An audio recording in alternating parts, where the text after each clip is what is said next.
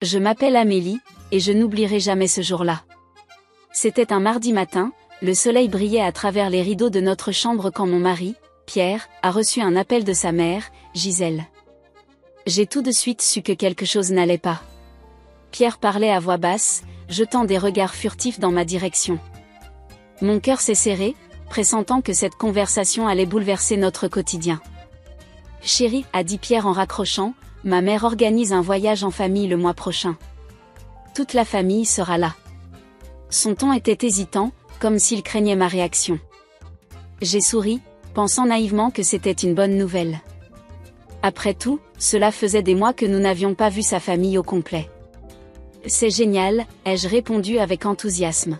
« Où allons-nous » Le visage de Pierre s'est assombri. Il a détourné le regard, fixant un point invisible sur le mur. En fait, Amélie, ma mère pense que ce voyage devrait être réservé aux membres de la famille immédiate. J'ai senti mon sourire se figer. Que veux-tu dire ? Je suis ta femme, je fais partie de la famille, non ? Pierre a soupiré profondément. Ma mère, elle pense que les belles-filles ne font pas vraiment partie de la famille. Elle veut que ce soit juste nous, ses enfants et petits-enfants. Ces mots m'ont frappé comme une gifle. J'ai senti mes joues s'empourprer sous le coup de l'humiliation. Et toi, qu'en penses-tu ? Ai-je demandé, ma voix tremblant légèrement. Pierre a haussé les épaules, visiblement mal à l'aise. Tu connais ma mère, Amélie. Elle peut être têtue. Je ne veux pas créer de conflit. J'ai senti la colère monter en moi. Donc, tu es d'accord avec elle ? Tu penses que je ne fais pas partie de la famille ? Ce n'est pas ça, a-t-il protesté faiblement. C'est juste pour cette fois. Ne le prends pas personnellement. Mais comment ne pas le prendre personnellement ? J'étais mariée à Pierre depuis 5 ans. Nous avions construit une vie ensemble, partagé des moments de joie et de tristesse. Et voilà que sa mère décidait unilatéralement que je n'étais pas de la famille, et mon mari n'avait pas le courage de s'y opposer. Les jours suivants ont été un cauchemar. Pierre préparait ses bagages, parlait avec enthousiasme du voyage à venir, comme si mon exclusion n'était qu'un détail insignifiant. J'ai essayé de cacher ma douleur, mais chaque fois que je le voyais faire sa valise, c'était comme si on enfonçait un couteau dans mon cœur. J'ai tenté de parler à Gisèle, espérant peut-être la faire changer d'avis. J'ai pris mon courage à 2 mains et l'ai appelée. « Bonjour, Gisèle, ai-je dit, essayant de garder une voix calme et posée. « Ah, Amélie, a-t-elle répondu froidement. Que puis-je pour toi ? J'ai pris une profonde inspiration. Je voulais vous parler du voyage en famille. Je me demandais si... Elle m'a coupé avant que je puisse finir. Amélie, ma chère, je pense que Pierre t'a expliqué. Ce voyage est pour la famille proche. Tu comprends, n'est-ce pas ? Sa voix était doucereuse, mais je pouvais sentir le venin derrière ses paroles. Mais Gisèle, je suis la femme de Pierre. Ne suis-je pas de la famille ? Elle a ri, un son qui m'a glacé le sang. Ma chère, le mariage ne fait pas de toi une Dubois. Tu es une Lefebvre qui s'est mariée à un Dubois. Ce n'est pas pareil. Ces mots m'ont blessé profondément. J'ai senti les larmes me monter aux yeux, mais j'ai refusé de lui donner la satisfaction de m'entendre pleurer. Je vois, ai-je dit simplement avant de raccrocher. Le jour du départ est finalement arrivé. Pierre a chargé sa valise dans la voiture, prêt à aller rejoindre sa famille à l'aéroport. Je me tenais sur le pas de la porte, les bras croisés, le cœur lourd. « Tu es sûr de vouloir y aller ?» ai-je demandé une dernière fois, espérant contre toute attente qu'il changerait d'avis. Pierre a soupiré. « Amélie, nous en avons déjà parlé. C'est important pour ma mère. Je ne peux pas la décevoir. » Et moi, ai-je demandé, ma voix se brisant. « Tu ne me déçois pas, là ?» Il s'est approché de moi, m'a embrassé sur le front. « Ce n'est que pour une semaine. Je t'appellerai tous les jours, je te le promets. » Et puis il est parti.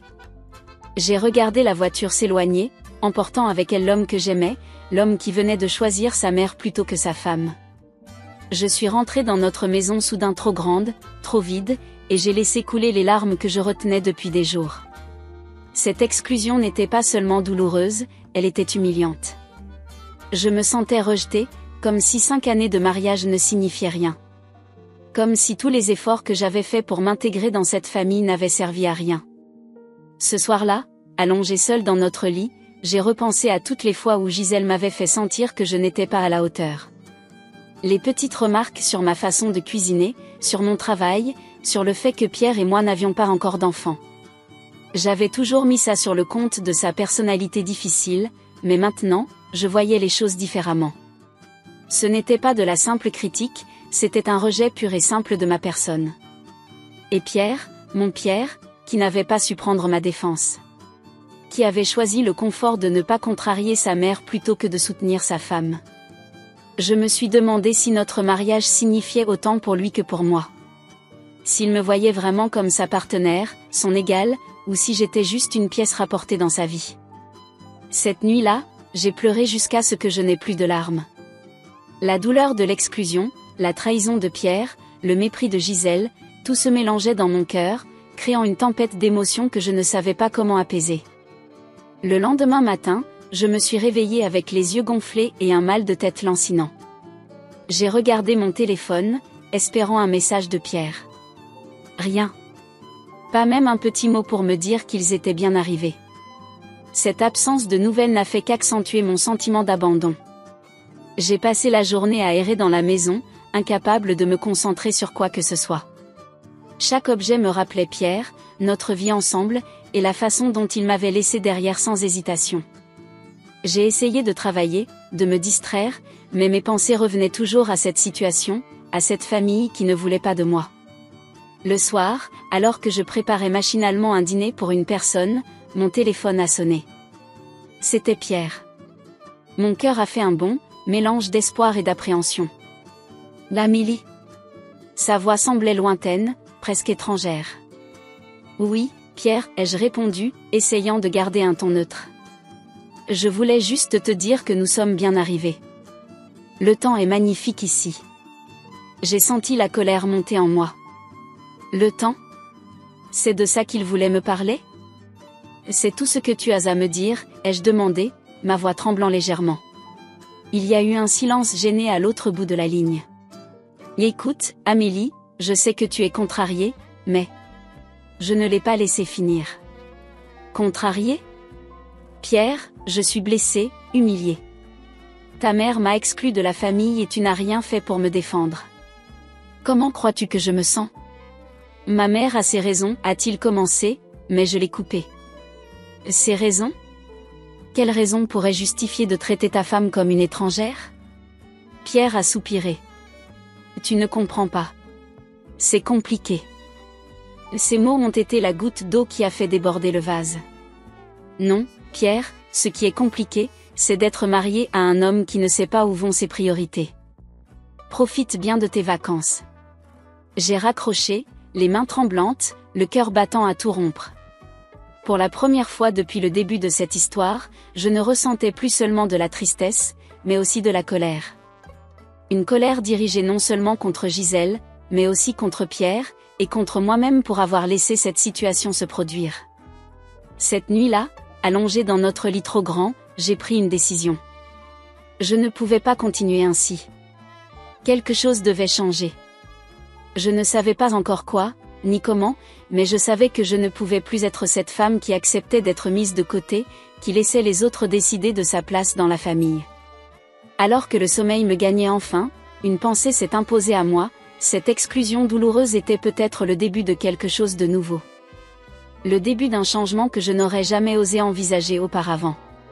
Et avec cette pensée, malgré la douleur et l'humiliation, j'ai senti une étincelle d'espoir s'allumer en moi. Le réveil sonna, comme tous les matins, mais cette fois-ci, je n'avais aucune envie de me lever. Le lit semblait trop grand, trop vide sans Pierre à mes côtés. Je fixais le plafond, repensant à la conversation téléphonique de la veille. La colère qui m'avait submergée s'était quelque peu estompée, laissant place à un mélange confus d'émotions, tristesse, déception, et une profonde sensation de solitude. Je me forçai finalement à me lever, traînant les pieds jusqu'à la cuisine. La maison était silencieuse, trop silencieuse. D'habitude, Pierre préparait le café pendant que je prenais ma douche. L'odeur du café fraîchement moulu me manquait, tout comme le bruit familier de la cafetière. Je préparais machinalement mon petit déjeuner, mais la nourriture semblait fade, sans goût. En regardant par la fenêtre, je vis les voisins partir au travail, leurs enfants à l'école. La vie continuait normalement pour tout le monde, sauf pour moi. Je me sentais comme si j'étais dans une bulle, isolée du reste du monde. Je décidai de prendre un jour de congé. L'idée d'aller au bureau, de faire semblant que tout allait bien, me paraissait insurmontable. J'envoyai un email rapide à mon patron, prétextant une migraine. La journée s'étira, interminable. Je passais des heures assise sur le canapé, zappant sans vraiment regarder la télévision. Mes pensées revenaient sans cesse à Pierre, à sa famille, à ce voyage dont j'avais été exclue.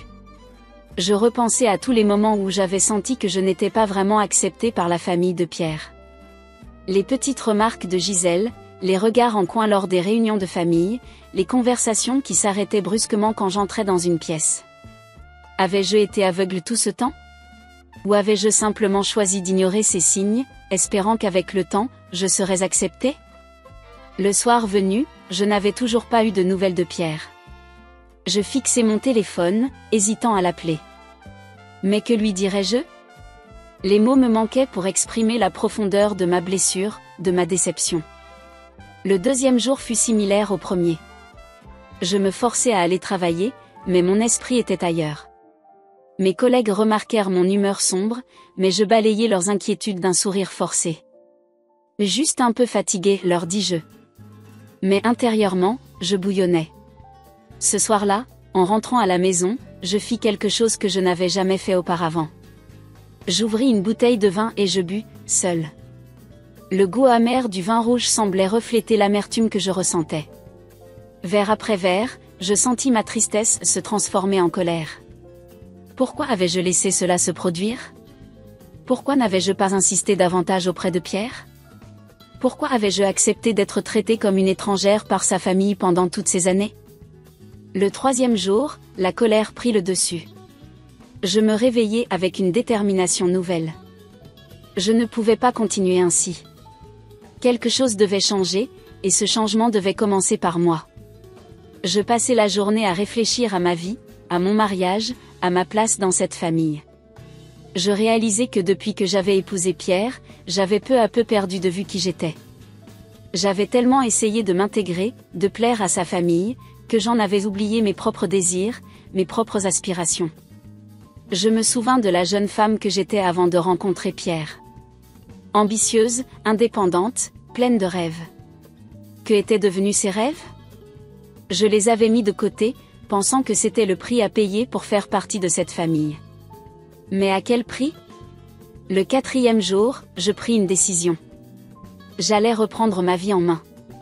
Je passais la journée à faire des recherches sur Internet, à lire des articles sur l'affirmation de soi, sur la façon de se reconstruire après une trahison.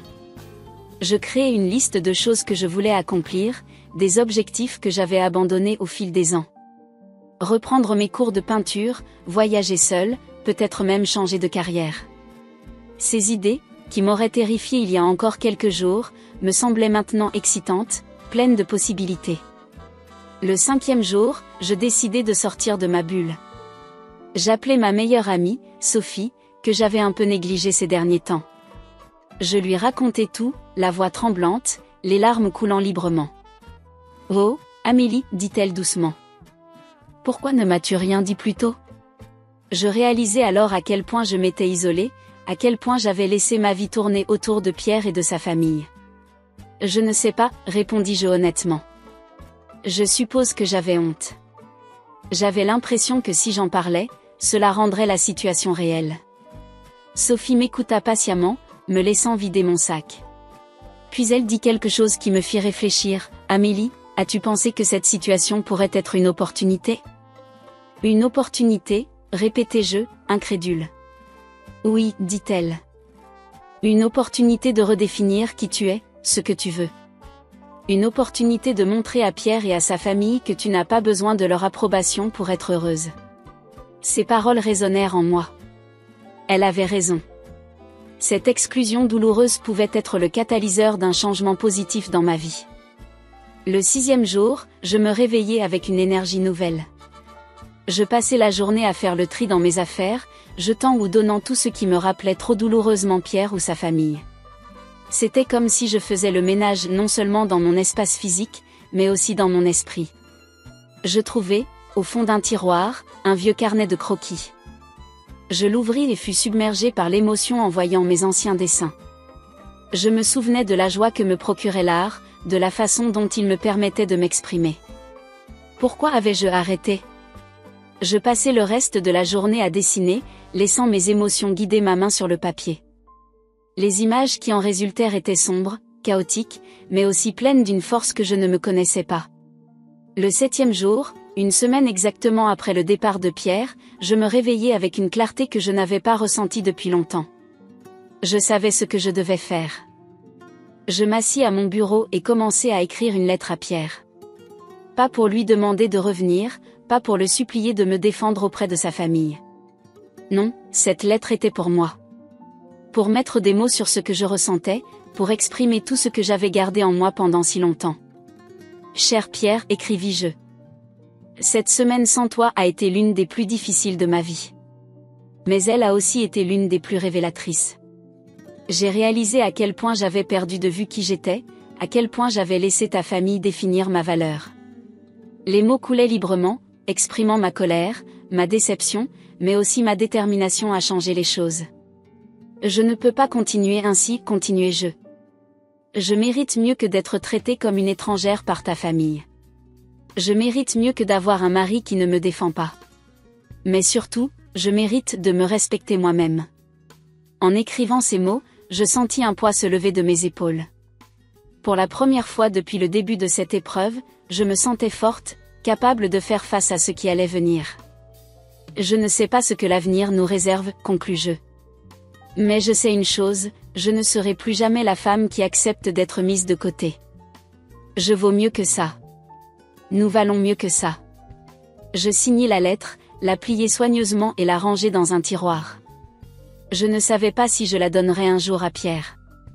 Peut-être que ces mots n'étaient que pour moi, une façon de tourner la page. Cette semaine de solitude et de réflexion m'avait changé. La douleur était toujours là, la colère aussi. Mais il y avait autre chose maintenant. De l'espoir. De la détermination. Et surtout, un sens renouvelé de qui j'étais. Je regardais par la fenêtre. Le soleil se levait, illuminant le ciel de couleurs vives. Un nouveau jour commençait. Et avec lui, une nouvelle Amélie. Le 8e jour après le départ de Pierre, je me réveillais avec une étrange sensation de calme. La semaine de réflexion m'avait permis de prendre du recul, de retrouver un semblant d'équilibre. Je me préparais pour aller au travail, déterminée à reprendre le cours de ma vie, avec ou sans Pierre. La matinée passa rapidement, mon esprit occupé par les tâches quotidiennes. C'est vers midi que tout bascula. Mon téléphone sonna, affichant le nom de Pierre. Mon cœur fit un bond dans ma poitrine. Une partie de moi voulait ignorer l'appel, mais une autre, plus forte, me poussa à décrocher. « Allô » dis-je, ma voix plus assurée que je ne l'aurais cru. « L'Amélie » La voix de Pierre était tendue, presque méconnaissable. « Amélie, j'ai besoin de ton aide. » Je sentis immédiatement que quelque chose n'allait pas. Pierre, d'habitude si posé, semblait au bord de la panique. « Que se passe-t-il, Pierre » demandai-je, la gorge serrée. Il y eut un moment de silence, puis Pierre lâcha la bombe, « C'est maman. Elle a eu un accident. Elle est à l'hôpital. » Mon esprit se vida d'un coup. Malgré tout ce qui s'était passé, malgré la douleur et la colère, je sentis une vague d'inquiétude me submerger. « Oh mon Dieu, Pierre. Que s'est-il passé ? Est-ce qu'elle va bien ?» Pierre prit une profonde inspiration. Elle a fait une chute dans les escaliers de l'hôtel. Les médecins disent qu'elle a perdu beaucoup de sang. Elle a besoin d'une transfusion urgente. Je sentis le sol se dérober sous mes pieds. Une transfusion, répétai-je, incrédule. Oui, continua Pierre, sa voix tremblante. Et c'est là que... Amélie, tu es la seule personne compatible dans la famille. Le monde sembla s'arrêter autour de moi. L'ironie de la situation ne m'échappait pas. Moi, celle qui avait été exclue de cette famille, j'étais maintenant la seule à pouvoir sauver Gisèle. Comment est-ce possible, demandai-je, encore sous le choc. Pierre expliqua rapidement. Apparemment, Gisèle avait un groupe sanguin rare. Lors d'un précédent séjour à l'hôpital, des tests avaient été effectués sur toute la famille pour trouver des donneurs potentiels. J'étais la seule compatible. L'Amélie, dit Pierre, sa voix se brisant. Je sais que je n'ai pas le droit de te demander ça. Pas après tout ce qui s'est passé. Mais s'il te plaît, peux-tu venir? Maman a besoin de toi. Je fermai les yeux, submergé par un tourbillon d'émotions. La colère était toujours là, la douleur de l'exclusion encore fraîche. Mais il y avait aussi de la compassion, un sentiment de responsabilité que je ne pouvais ignorer. Où êtes-vous? Demandai-je finalement. Pierre me donna le nom de l'hôpital et la ville. C'était à plusieurs heures de route. J'arrive, dis-je simplement avant de raccrocher. Les heures qui suivirent passèrent dans un brouillard. J'appelai mon patron pour lui expliquer la situation, rassemblai quelques affaires dans un sac et me mis en route. Pendant le trajet, mon esprit ne cessait de revenir à l'ironie de la situation. Gisèle, qui m'avait toujours fait sentir que je n'étais pas vraiment de la famille, dépendait maintenant de moi pour sa survie. J'arrivai à l'hôpital en fin d'après-midi. Pierre m'attendait à l'entrée, l'air épuisé et défait. Quand il me vit, ses yeux s'emplirent de larmes. « Amélie, dit-il en s'approchant. Et tu es venue. » Je hochai simplement la tête, incapable de trouver les mots justes. Une partie de moi voulait le prendre dans mes bras, le réconforter. Une autre partie voulait lui crier dessus, lui demander pourquoi il m'avait laissé derrière, pourquoi il n'avait pas pris ma défense. « Comment va-t-elle » demandai-je plutôt. Pierre secoua la tête. « Pas bien. Les médecins disent que la transfusion est urgente. » Nous nous dirigeâmes vers le service approprié. En chemin, je croisai le reste de la famille de Pierre. Ses frères et sœurs, leurs conjoints, tous me regardaient avec un mélange de surprise et de gratitude. Je me sentais comme une étrangère, encore une fois, mais pour une raison complètement différente cette fois. Les formalités pour le don de sang furent rapidement réglées. Alors que j'étais allongée sur le lit d'hôpital, l'aiguille dans mon bras, je ne pouvais m'empêcher de penser à l'absurdité de la situation. Mon sang allait couler dans les veines de la femme qui m'avait rejetée. La vie avait décidément un sens de l'humour particulier. Après la transfusion, l'attente commença. Les heures s'écoulaient lentement dans la salle d'attente de l'hôpital. La famille de Pierre était rassemblée, parlant à voix basse. Je restais à l'écart, ne sachant pas vraiment quelle était ma place. Ce fut vers minuit que le médecin vint nous voir. Son visage était grave, mais il y avait une lueur d'espoir dans ses yeux. « La transfusion a été un succès » annonça-t-il. « Madame Dubois est stable. Les prochaines heures seront cruciales, mais nous sommes optimistes. » Un soupir de soulagement collectif parcourut la salle. Pierre se tourna vers moi, les yeux brillants de larmes. « Merci, murmura-t-il. L'Amélie, je ne sais pas comment te remercier. » Je hochai simplement la tête, épuisé physiquement et émotionnellement. Les jours suivants furent un tourbillon de visites à l'hôpital, de conversations à voix basse dans les couloirs, d'attentes interminables. L'état de Gisèle s'améliorait lentement mais sûrement. Et peu à peu, je sentis un changement subtil dans l'attitude de la famille envers moi. Les regards en coin avaient disparu, remplacés par des sourires reconnaissants. Les conversations ne s'arrêtaient plus quand j'entrais dans une pièce. Au contraire, on me demandait mon avis, on m'incluait dans les discussions. Ce fut le 4e jour après la transfusion que Gisèle demanda à me voir. J'entrai dans sa chambre d'hôpital avec appréhension, ne sachant pas à quoi m'attendre. Gisèle était allongée sur son lit, pâle et fragile. Quand elle me vit, ses yeux s'emplirent de larmes. « L'Amélie, dit-elle d'une voix faible. Ma chère Amélie. » Je m'approchai du lit, le cœur battant. Gisèle tendit une main tremblante vers moi. « Je suis tellement désolée, murmura-t-elle. J'ai été si injuste envers toi. Et malgré tout, tu es venue. Tu m'as sauvé la vie. » Je sentis mes propres yeux s'embuer de larmes. Toute la colère, Toute la rancœur que j'avais accumulée semblait fondre face à la vulnérabilité de cette femme. C'était la chose à faire, dis-je simplement. Gisèle secoua la tête. Non, c'était bien plus que ça. Tu as montré une force et une compassion que je n'ai jamais su reconnaître en toi. J'ai été aveugle, Amélie. Aveugle et stupide. Nous parlâmes longtemps ce jour-là. Gisèle me raconta ses peurs, ses insécurités qui l'avaient poussée à me rejeter. Elle avait eu peur de perdre son fils, peur que je prenne sa place dans son cœur. Elle réalisait maintenant à quel point elle avait eu tort. En sortant de la chambre, je croisai Pierre dans le couloir. Il me regarda avec des yeux remplis d'amour et de remords. « Amélie, commença-t-il. Je ne sais pas par où commencer. Je suis tellement désolée. J'aurais dû prendre ta défense, j'aurais dû. » Je levai une main pour l'arrêter. « Pierre, nous avons beaucoup de choses à discuter. Ce n'est ni le moment ni l'endroit. Mais je pense que nous avons tous beaucoup appris de cette expérience. » Il hocha la tête, les larmes aux yeux. Alors que je quittais l'hôpital ce soir-là, je réalisais que cet appel désespéré avait effectivement provoqué un revirement de situation. Pas seulement pour Gisèle, dont la vie avait été sauvée, mais pour toute la famille. Et pour moi. Je ne savais pas exactement ce que l'avenir nous réservait. Il y avait encore beaucoup de choses à dire, beaucoup de blessures à guérir. Mais pour la première fois depuis longtemps, je sentais que j'avais ma place. Non pas parce que j'avais donné mon sang, mais parce que j'avais montré qui j'étais vraiment. Et cette personne, cette Amélie forte et compatissante, méritait d'être respectée et aimée. Le soleil se couchait sur la ville alors que je prenais la route du retour. Une nouvelle phase de ma vie commençait. Une phase où je ne serais plus l'étrangère, mais un membre à part entière de cette famille compliquée. Et surtout, une phase où je resterais fidèle à moi-même, quoi qu'il arrive. Les jours qui suivirent l'appel de Pierre furent un tourbillon d'émotions et de réflexions intenses. Alors que je me préparais pour retourner à l'hôpital, je me trouvais face à un dilemme moral qui me déchirait intérieurement.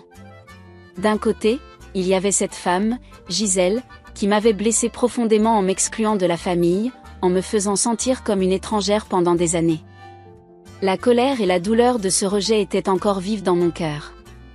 Une partie de moi voulait lui dire non, lui montrer qu'elle ne pouvait pas simplement m'utiliser quand elle avait besoin de moi et m'ignorer le reste du temps. De l'autre côté, il y avait cette vie en jeu. Peu importe ce que Gisèle m'avait fait, pouvais-je vraiment lui refuser mon aide alors qu'elle en avait désespérément besoin? N'était-ce pas l'occasion de montrer que j'étais meilleure qu'elle, que j'étais capable de compassion même envers ceux qui m'avaient blessée? Je passais des heures à peser le pour et le contre, à imaginer les différents scénarios. Si je refusais d'y aller, je me libérerais peut-être de l'emprise de cette famille toxique, mais pourrais-je vivre avec le poids de cette décision sur ma conscience?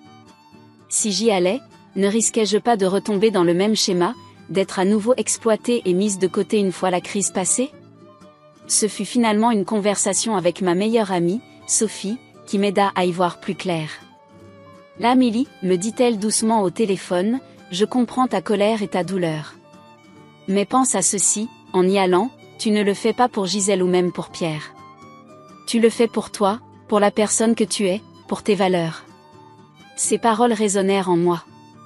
Elle avait raison. Cette décision n'était pas about eux, mais about moi. Quelle personne voulais-je être? Celle qui tournait le dos à quelqu'un dans le besoin par vengeance, ou celle qui était capable de s'élever au-dessus de la mesquinerie et de faire ce qui était juste? C'est avec cette nouvelle perspective que je pris la route vers l'hôpital. Le trajet fut long et solitaire, me donnant amplement le temps de réfléchir. Je repensais à tous les moments difficiles avec la famille de Pierre, à toutes les fois où j'avais senti que je n'étais pas à ma place. Mais je pensais aussi aux bons moments, aux rires partagés, aux repas de famille animés. Alors que je conduisais, le paysage défilait devant mes yeux. Les champs verdoyants laissèrent place à des forêts denses, puis à des petites villes pittoresques. Chaque kilomètre parcouru semblait me rapprocher non seulement de l'hôpital, mais aussi d'une version plus forte et plus sage de moi-même. Je m'arrêtai dans une petite aire de repos à mi-chemin, assise sur un banc, regardant le soleil se coucher à l'horizon, je sortis mon journal intime. J'avais pris l'habitude d'y écrire mes pensées depuis le début de cette épreuve, et j'avais besoin de mettre des mots sur ce que je ressentais. « Cher moi, écrivis-je, aujourd'hui, je fais un choix. Un choix qui n'est pas facile, mais qui est juste. Je choisis de ne pas laisser l'amertume et la rancœur dicter mes actions.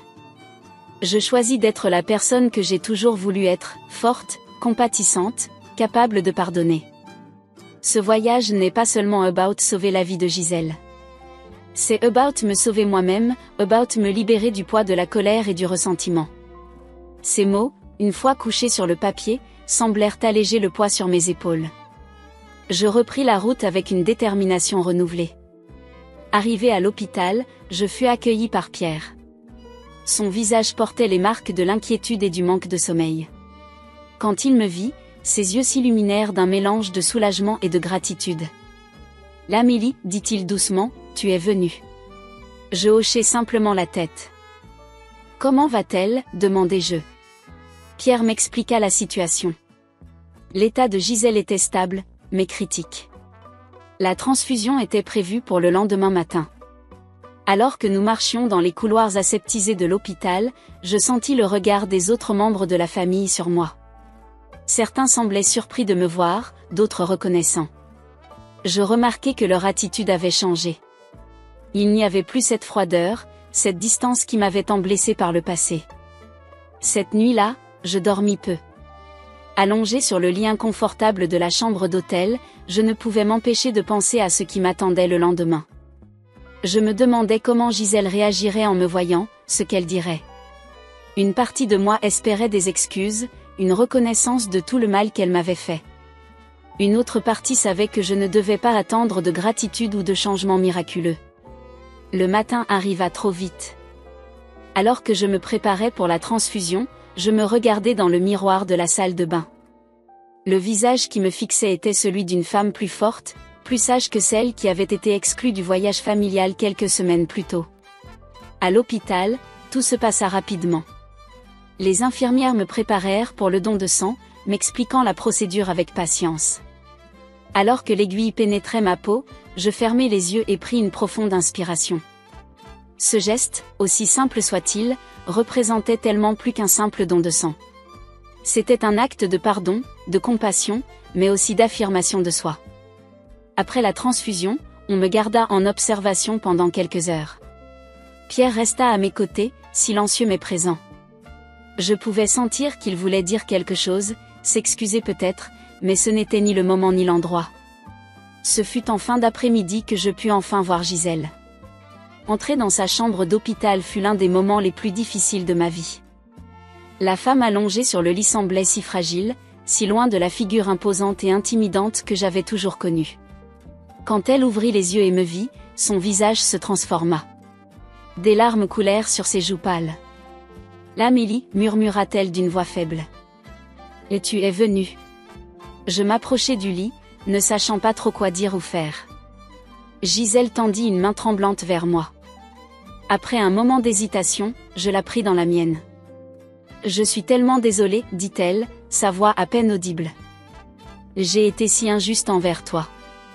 Je ne mérite pas ta gentillesse. » Ces mots, que j'avais tant espéré entendre pendant des années, me frappèrent avec une force inattendue. Je sentis mes propres larmes couler.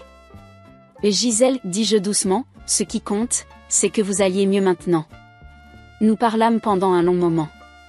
Gisèle me raconta ses peurs, ses insécurités qui l'avaient poussée à me rejeter. Elle réalisait maintenant à quel point elle s'était trompée sur moi, à quel point elle avait été injuste. En quittant sa chambre, je me sentais étrangement légère. Le pardon que j'avais offert n'était pas seulement pour Gisèle, réalisais-je. C'était aussi pour moi-même. Je me libérais du poids de la rancœur et de l'amertume que j'avais porté pendant si longtemps. Les jours suivants furent un tourbillon d'émotions et de conversations difficiles mais nécessaires. Avec Pierre, nous parlâmes longuement de notre mariage, de ses choix, de mes attentes. Avec le reste de la famille, il y eut des excuses, des explications, des promesses de faire mieux à l'avenir. Alors que je me préparais à rentrer chez moi, je réalisais que ce voyage avait été bien plus qu'un simple déplacement physique. C'était un voyage intérieur, un chemin vers la guérison et le pardon. Dans l'avion qui me ramenait chez moi, je sortis à nouveau mon journal. « Cher moi, écrivis-je, tu as fait face à l'un des plus grands défis de ta vie. Tu as choisi la compassion plutôt que la vengeance, le pardon plutôt que la rancune. Ce choix n'efface pas le passé, mais il ouvre la porte à un avenir meilleur. Tu as prouvé ta force, non pas en restant inflexible, mais en ayant le courage de pardonner. Ce voyage t'a changé, et c'est une bonne chose. Tu es plus forte maintenant, plus sage, plus compatissante. N'oublie jamais cette leçon. Alors que l'avion atterrissait, je sentis que je rentrais chez moi non seulement physiquement, mais aussi émotionnellement. J'avais trouvé ma place, non pas dans les yeux des autres, mais dans mon propre cœur. Et c'était la plus belle des victoires. Les semaines qui suivirent mon retour à la maison furent une période de transition et d'ajustement. La dynamique familiale avait changé de façon spectaculaire, et je me retrouvais à naviguer dans des eaux inconnues, à la fois excitantes et intimidantes. Le premier signe tangible de ce changement arriva sous la forme d'un appel téléphonique de Gisèle, environ une semaine après mon retour. Sa voix, encore faible mais déterminée, résonna dans le combiné. « Amélie, ma chère, comment vas-tu ?» J'étais surprise par la chaleur de son ton, si différent de la froideur à laquelle j'étais habituée. « Je vais bien, Gisèle. Et vous ? Comment vous sentez-vous ? » « Je récupère doucement, répondit-elle. Mais ce n'est pas pour parler de ma santé que je t'appelle. Je voulais te remercier encore une fois. Et te présenter mes excuses, de vive voix. Je sentis ma gorge se serrer. Et Gisèle, vous n'avez pas à. Et si, Amélie, m'interrompit-elle doucement. J'ai beaucoup à me faire pardonner. Mon comportement envers toi a été inexcusable pendant toutes ces années. J'étais aveuglée par mes propres insécurités, ma peur de perdre mon fils. Je n'ai pas su voir la femme extraordinaire que tu es. Ces mots me touchèrent profondément. C'était comme si un barrage s'était rompu, libérant des années de ressentiment et de douleur. Nous parlâmes pendant plus d'une heure ce jour-là, abordant des sujets que nous avions toujours soigneusement évités auparavant. Ce coup de fil marqua le début d'une nouvelle ère dans notre relation. Gisèle m'appelait régulièrement, s'intéressant sincèrement à ma vie, mes projets, mes espoirs. Petit à petit, je sentais les murs que j'avais érigés pour me protéger s'effriter.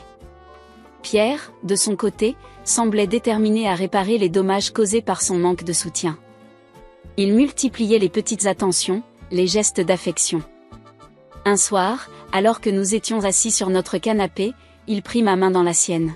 « L'Amélie, dit-il, ses yeux brillants d'émotion, je sais que je t'ai profondément déçue. J'aurais dû te défendre, te soutenir. Je réalise maintenant à quel point j'ai été lâche. Je sentis les larmes me monter aux yeux. Pierre, j'ai eu tellement mal.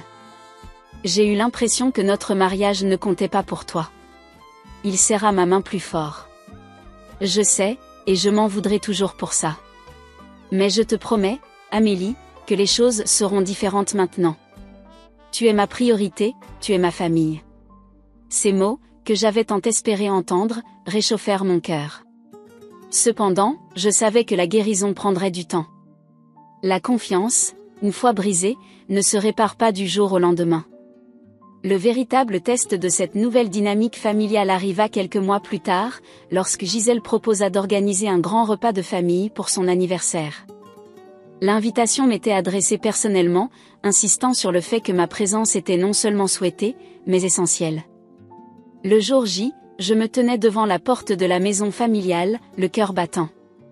Pierre serra ma main en signe de soutien. « Prête ?» demanda-t-il doucement. Je pris une profonde inspiration et hochai la tête. Dès que nous franchîmes le seuil, je fus surprise par l'accueil chaleureux qui nous était réservé. Gisèle s'avança vers moi, les bras grands ouverts. « L'Amélie, ma chérie, je suis si heureuse que tu sois là. » L'étreinte qui suivit était sincère, dénuée de la tension que j'avais toujours ressentie auparavant. Je réalisai alors à quel point les choses avaient changé. Le repas fut une révélation. Pour la première fois, je me sentais vraiment incluse dans les conversations, les blagues familiales, les souvenirs partagés. Les frères et sœurs de Pierre, qui m'avaient toujours traité avec une politesse distante, semblaient maintenant sincèrement intéressés par ce que j'avais à dire. Au moment du dessert, Gisèle se leva, attirant l'attention de tous. « J'ai quelque chose à dire » annonça-t-elle. Son regard se posa sur moi, rempli d'une émotion que je n'avais jamais vue auparavant.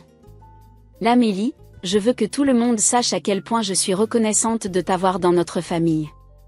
Tu nous as montré ce que signifie vraiment être une famille, l'amour inconditionnel, le pardon, la compassion. J'ai été aveugle pendant si longtemps, mais grâce à toi, j'ai ouvert les yeux. Les larmes coulaient librement sur mes joues, mais pour la première fois, c'étaient des larmes de joie, de soulagement, d'acceptation. Je sentis la main de Pierre serrer la mienne sous la table, son regard rempli d'amour et de fierté. Cette soirée marqua un tournant dans ma relation avec la famille de Pierre. Les barrières invisibles qui m'avaient toujours tenue à l'écart s'étaient effondrées. Je n'étais plus la belle-fille tolérée, mais un membre à part entière de la famille.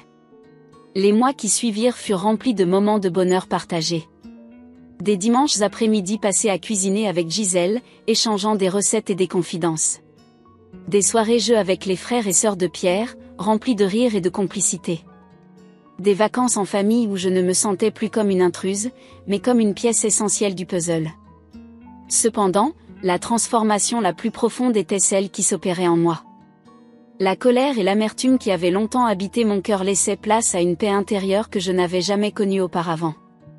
J'avais appris la puissance du pardon, non seulement envers les autres, mais aussi envers moi-même. Un soir, alors que Pierre et moi nous promenions main dans la main dans notre quartier, je m'arrêtai soudainement. Tu sais, dis-je, je n'aurais jamais cru dire ça un jour, mais je suis reconnaissante pour tout ce qui s'est passé. Pierre me regarda, surpris. Oh, vraiment? Je hochai la tête. Oui. Aussi difficile que cela ait été, cette épreuve nous a tous fait grandir. Elle nous a appris la valeur de la famille, du pardon, de l'amour inconditionnel. Sans elle, nous n'en serions pas là aujourd'hui. Pierre m'attira dans ses bras, m'embrassant tendrement. Tu as raison. Tu nous as tous rendus meilleurs, Amélie. Surtout moi. Cette nuit-là, allongée dans notre lit, je repensais au chemin parcouru. De l'exclusion douloureuse à la réconciliation inattendue, chaque étape avait contribué à façonner la personne que j'étais devenue. J'avais découvert une force en moi que je ne soupçonnais pas, une capacité à pardonner qui avait transformé non seulement ma vie, mais aussi celle de toute une famille. Je réalisais que parfois, les plus grandes blessures peuvent mener aux plus belles guérisons. Que l'amour, même mis à l'épreuve, peut ressortir plus fort, plus profond. Que la famille n'est pas seulement une question de sang, mais de choix, de pardon, d'acceptation. Alors que je fermais les yeux, bercé par la respiration régulière de Pierre à mes côtés, je me sentis envahi par un sentiment de gratitude. Gratitude pour les épreuves qui nous avaient rendus plus forts. Gratitude pour la famille que nous étions devenus. Et surtout, gratitude pour la personne que j'étais devenue à travers ce voyage émotionnel. Le lendemain matin, je me réveillai avec une nouvelle résolution.